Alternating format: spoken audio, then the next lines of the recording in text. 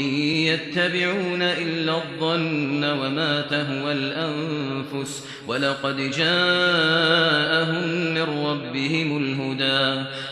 بسم اللہ الرحمن الرحیم۔ السلام علیکم ورحمۃ اللہ وبرکاتہ۔ معزز سامعین و ناظرین، پیش خدمت ہے عوام میں مشہور کچھ ایسے غلط مسائل کہ جو توہم پرستی کی وجہ سے ہمارے عوام بھائیوں میں مشہور ہے اور ان کو بے برکتی کا سبب سمجھا جاتا ہے۔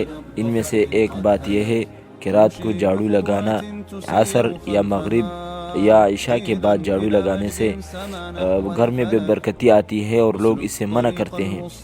تو میرے بھائیو، یہ بات محض غلط عوام میں مشہور ہے، شریعت میں اس کی کوئی اصل نہیں۔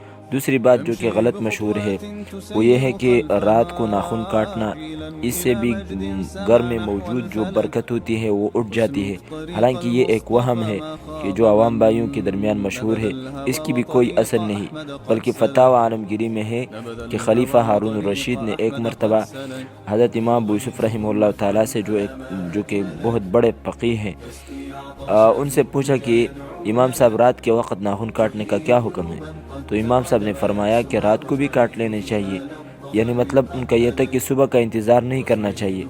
تو ہارون الرشید نے پوچھا کہ اس بات پر کیا دلیل ہے؟ تو امام ابو یوسف رحمہ اللہ تعالیٰ نے بہت بڑا پیارا جواب دیا۔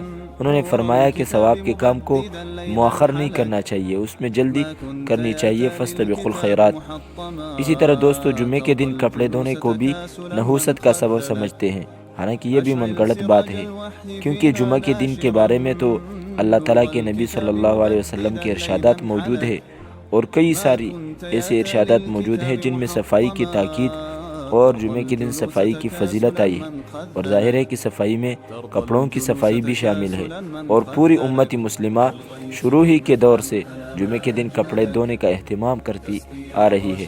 لہٰذا بغیر کسی شرعی دلیل کے کسی کام کو نحوست کا سبب سمجھنا یہ بالکل غلط بات ہے، بلکہ شریعت کے اعتبار سے ہر گناہ کا کام نحوست اور بے برکتی کا سبب ہے۔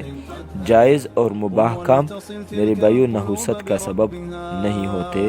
اللہ سمجھنے کی توفیق عطا فرمائے۔